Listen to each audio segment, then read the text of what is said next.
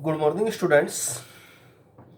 प्यारे बच्चों, जैसा कि आप लोग जानते हैं क्लास 9th में आपका ट्रायंगल चल रहा है और ट्रायंगल में मैं आपको क्वेश्चन नंबर 5 तक 7.2 के क्वेश्चन करा चुका था। आज मैं आपके 5 से आगे क्वेश्चनों की बात करने वाला हूं बच्चों। चलिए बात करते हैं क्वेश्चन नंबर 7 के बारे में, जो आपकी एक्सरसाइज 7.2 से लिया गया है। रस्तों की पब्लिकेशन की आपकी ये बुक है। इस बुक के अनुसार क्वेश्चनों का जो सीरीज है वो मैंने आपके वीडियो लेक्चर में लिया है स्टूडेंट्स। मेरे ख्याल से क्वेश्चन नंबर 7 अच्छा क्वेश्चन है, क्योंकि क्वेश्चन नंबर 5 तक मैं आपको पहले ही पढ़ा चुका हूं। तो क्वेश्चन नंबर 7 के बारे में बात करते हैं। क्वेश्चन नंबर 7 में कहा ट्रायंगल ए बी सी, यानी कि A B C, and triangle D B C, D B C, यानी कि ए बी सी और D B C are two isosceles triangle, यानी कि एक तो ऊपरले वाला ट्रायंगल और एक ये नीचले वाला ट्रायंगल, दोनों के दोनों ट्रायंगल आइसोसेल्स ट्रायंगल है। आइसोसेल्स ट्रायंगल का मतलब कि ट्रायंगल एबीसी में 2 साइड इक्वल है और ट्रायंगल आपके डी बी सी में 2 साइड इक्वल है on the same base B C. दोनों का बेस जो है सेम है। सर, इस सेम बेस का मीनिंग क्या हुआ? इस सेम बेस का मीनिंग ये हुआ प्यारे बच्चों, अगर मैं ट्रायंगल ए बी सी पढ़ता हूं या मैं triangle D B C read करता हूं तो बी सी दोनों में लाई हो रहा है, इसलिए दोनों का बेस बी सी है। तो हमें प्रूव करने के लिए क्या कहा गया है? So that A B D, angle A B D, A B D is equal angle A C D, A C D, यानी कि इस वाले एंगल के इक्वल, ये पूरा एंगल इस वाले एंगल के इक्वल है। ये बात मुझे प्रूव कर दी है। सबसे पहले प्यारे बच्चों, मैं ट्रायंगल एबीसी को लेके चलता हूं। ए बी सी, यहां लिखा in triangle ABC. Triangle ABC में ए बी इक्वल आपको ए सी दिया गया है। A B equal A C, sir क्यों? क्योंकि बुक वाले ने कहा कि आइसोसेल्स ट्रायंगल है और बी सी बेस है, तो बी सी को अगर बेस मान लिया जाए, अगर मैं ट्रायंगल ए बी सी को देखता हूं और बी सी को बेस मान लिया जाए तो एक साइड ए बी बचती है, एक साइड ए सी। आइसोसेल्स ट्रायंगल है तो आइसोसेल्स ट्रायंगल के लिए ए बी और ए सी को इक्वल होना पड़ेगा, क्योंकि बी सी तो मेरा बेस है। अब कहा गया अगर ए बी और ए सी इक्वल है तो आप लोग जानते हैं कि अगर किसी ट्रायंगल में 2 साइड इक्वल हो जाए तो उस ट्रायंगल के अपोजिट ट्रायंगल में साइड के अपोजिट वाले एंगल भी एक दूसरे के इक्वल होते हैं। अगर ए बी के इक्वल ए सी है तो ए बी के सामने वाला ये वाला एंगल, यानी कि ए बी सी के सामने वाला ये एंगल और ए सी के सामने वाला ये वाला एंगल, इन दोनों को भी इक्वल होना पड़ेगा। थोड़ा ये मैंने पढ़ाई थी कि यदि किसी ट्रायंगल में 2 साइड इक्वल हो जाए तो ट्रायंगल ए बी सी को अगर मैं देखता हूं तो ए बी और ए सी एक दूसरे के इक्वल है, तो ए बी के सामने वाला एंगल सी, यानी कि ए सी बी, और ए सी के सामने वाला एंगल बी अर्थात ए बी सी, इन दोनों को एक दूसरे के इक्वल होना पड़ेगा। जो मैंने यहां लिखी हुई है बात, angle opposites to equal side are equal, जो मैं अभी आपको समझा रहा था। अगर मैं अब ट्रायंगल डी बी सी को देखता हूं, डी बी सी, अभी मैंने ए बी सी के बारे में बात की, अब मैं डी बी सी के बारे में बात करता हूं। इसको मैंने इक्वेशन नंबर 1 एज्यूम कर लिया बच्चों। डी बी सी, देखो डी बी सी, इनका सीरीज का मतलब सीरियल का ध्यान रखना होता है बच्चों। अगर मैं डी बी सी को देखूं तो डी बी सी भी एक आइसोसेल्स ट्रायंगल है जिसमें बी सी बेस है। आइसोसेल्स ट्रायंगल के लिए तो डी बी को डीसी के इक्वल होना पड़ेगा, जो बात मैंने यहां लिखी। अब जब डीबी डीसी के इक्वल है तो आपका डीबी के सामने वाला एंगल और डीसी के सामने वाला एंगल, ये वाला, इन दोनों को भी इक्वल होना पड़ेगा। कि किसी ट्रायंगल में अगर 2 साइड इक्वल होती हैं बच्चों तो उनके अपोजिट एंगल भी, उन साइड के अपोजिट एंगल भी इक्वल होते हैं। इसलिए ये वाला एंगल, यानी कि डी सी बी और एंगल डी बी सी, यानी कि ये एंगल इसके इक्वल हो जाएगा। अब आप एक काम कीजिए, इसको मैंने इक्वेशन नंबर 2 एज्यूम कर लिया, ये इक्वेशन नंबर 1 था। अब आप 1 और 2 को ऐड कर दीजिए। 1 और 2 को क्या करना है बच्चों? ऐड। तो मैंने लिखा एडिंग 1 and 2, इक्वेशन नंबर 1 और 2 को ऐड करना है। ऐड करने का तरीका ये होता है कि लेफ्ट को लेफ्ट के साथ ऐड करना है बच्चों, और राइट को राइट के साथ ऐड करना है। अर्थात angle ACB plus angle DCB इसी प्रकार is equal angle ABC plus angle DBC plus angle DBC।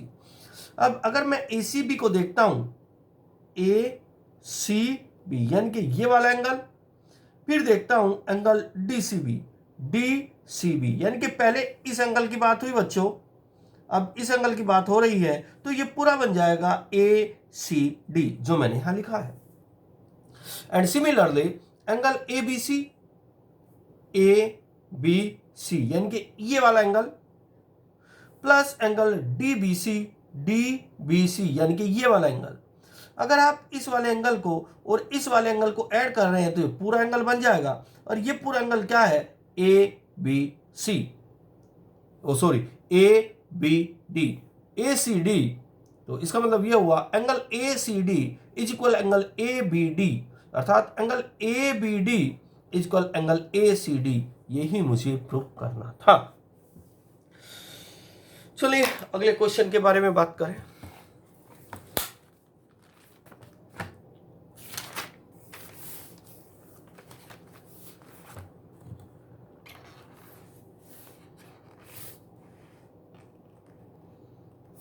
अगर मैं क्वेश्चन नंबर 9 के बारे में बात करूं, क्वेश्चन नंबर 8 आपको देखना है। Bisector of angle B and C, यानी कि एंगल B का बाइसेक्टर ये और एंगल C का बाइसेक्टर ये, ऑफ एन आइसोसेलेस ट्रायंगल, यानी कि ABC जो है एक आइसोसेलेस ट्रायंगल है, with AB is equal AC, अर्थात AB के इक्वल AC है, intercept each other at O, यानी कि ये जो BO है और ये जो CO है, यानी कि जो ये आपने लाइन BO ड्रा की है और ये CO जो आपने ड्रा की है, प्यारे बच्चों ये वाली BO एंगल ABC का बाइसेक्टर है और एंगल बाइसेक्टर है, और CO ACB का एंगल बाइसेक्टर है। आगे कहा गया है BO is produced at A point M, यदि BO को मैं AC पे यानी कि M तक बढ़ाता हूं एट M, तो दैट MOC, तब MOC यानी कि ये वाला एंगल है ना, इज इक्वल हो जाएगा एंगल ABC यानी कि ये वाला एंगल, यानी कि ये वाला एंगल मुझे इस वाले एंगल के प्रूफ इक्वल करना है। तो ये सब प्रूफ करने के लिए आप अलग अलग ट्रायंगल में पहले कंपेयर करेंगे बच्चों। चलो मैं पहले ट्रायंगल ABC को लेकर चलता हूं। ABC आपको एक आइसोसेलेस ट्रायंगल दिया गया है, लिखा हुआ है कि ABC एक आइसोसेलेस ट्रायंगल है। अगर ABC आइसोसेलेस ट्रायंगल है तो मैंने AB को AC के इक्वल मान लिया, ये गिवन है क्योंकि आइसोसेलेस ट्रायंगल है।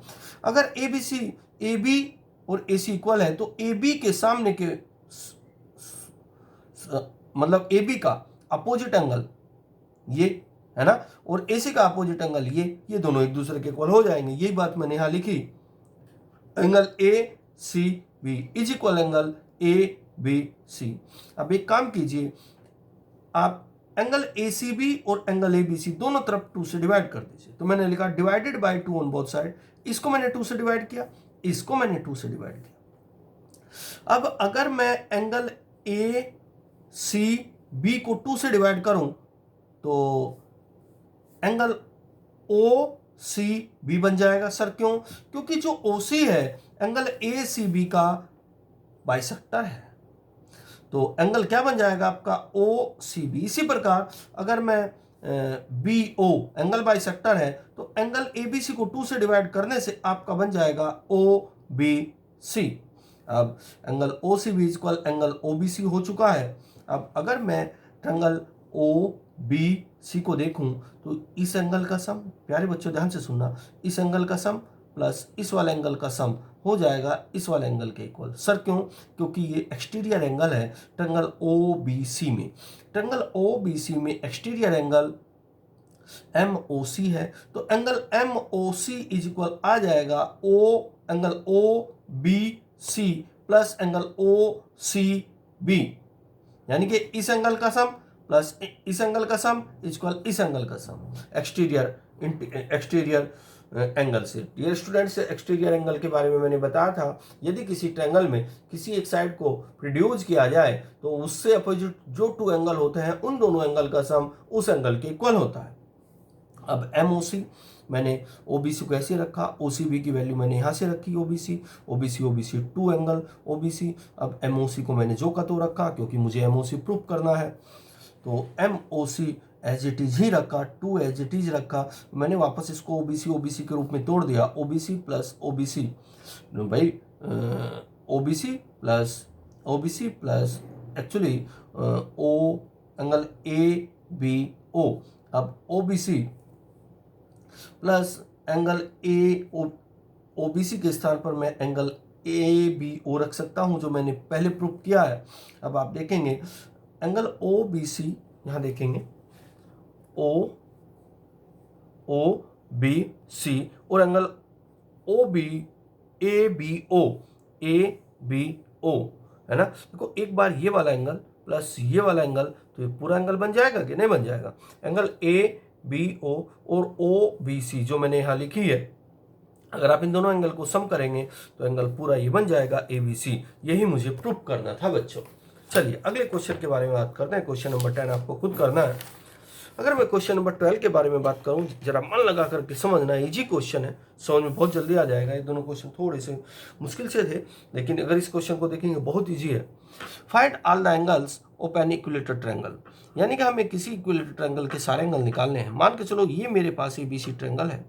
अब ABC के अगर ये इक्विलेटरल ट्रायंगल है तो इक्विलेटरल ट्रायंगल में बच्चों सारे एंगल इक्वल होते हैं। तो अगर मैं इस एंगल को x मानूं, इसको भी मुझे x मानना पड़ेगा और इसको भी मुझे x मानना पड़ेगा। अगर मैं इस ट्रायंगल में ये वाली थ्योरम लगाऊं कि किसी भी ट्रायंगल में तीनों एंगल का जो सम, इंटीरियर एंगल का जो सम होता है बच्चों 180 डिग्री होता है, तो angle A plus angle B plus angle C equal 180 degree. Angle A की वैल्यू x रखी, एंगल B की वैल्यू भी x रखी, एंगल C की भी x रखी, क्योंकि ये तीनों x डिग्री के मैंने एज्यूम किया है। इक्विलेटरल ट्रायंगल में सारे एंगल इक्वल होते हैं। XA 3x हो जाएगा इक्वल 180। अब प्यारे बच्चों x ये 3 डिवाइड में आ जाएगा, 180/3, 180 को 3 से डिवाइड करेंगे 60 आ जाएगा। तो x इक्वल 60 डिग्री, तो x की वैल्यू 60 डिग्री। x कौन था? x तो angle A, angle B, angle C था। तो एंगल A, एंगल B और एंगल C इक्वल 60 डिग्री, यही मुझे निकालना था। मैंने आपको 3 क्वेश्चन इस वीडियो लेक्चर के माध्यम से समझाए बच्चों। 2 से 3 बार वीडियो लेक्चर को देखना। तुम्हारे डाउट बनते हैं तो डाउट मुझे सेंड कर देना। कुछ बच्चों के डाउट आए थे बच्चों, वे डाउट मैं आपको सेंड कर दूंगा टाइम मिलते ही। शायद मैं कल कोशिश करूंगा कि आपको कल या आज ये जो डाउट आपने सेंड किए हैं उन डाउट को आपको सोल्व करके या तो वीडियो लेक्चर के माध्यम से या इमेज के माध्यम से आपके पास सेंड कर दूं। पर प्यारे बच्चों, आपको वर्क करते रहना है और मन लगा करके पढ़ना है। Okay students, bye.